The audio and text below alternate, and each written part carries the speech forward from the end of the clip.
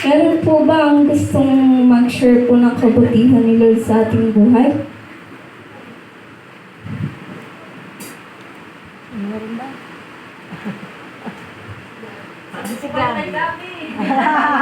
Sagutin po natin si Gabi. Ayun, si Kuya Eric daw. Yes, Kuya Eric.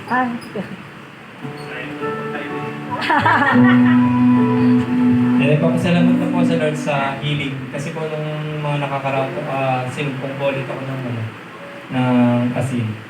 Talagang hindi po, siguro po mga 3 weeks siyang nagpatuloy. Pero sa ngayon po nakakaramdam pa rin po, pero hindi po ganun kalala tulad ng last time. Nagpapasalamat na po sa Lord sa healing kasi po mahirap po yung pinagdadaan pag ganun yung all sa ibang magkakaiba po kasi yung yung effect sa pagiging acidic. Yung iba nangangasim na yung tiyan, pero yung iba yung epekto parang yung para sa akin parang ina-anxiety na ako kasi sa dibdib siya umaatake. Kaya yun, thankful ako kay Lord kasi yun, sinusustain pa rin niya ako.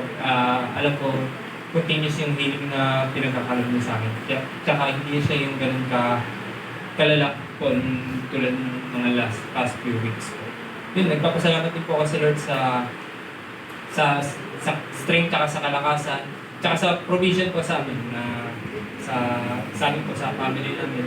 Hindi po, tuloy-tuloy po yung pagpapaayos po ng bahay namin. Kung nire-recognize ko po na yung mga finances po na meron kami.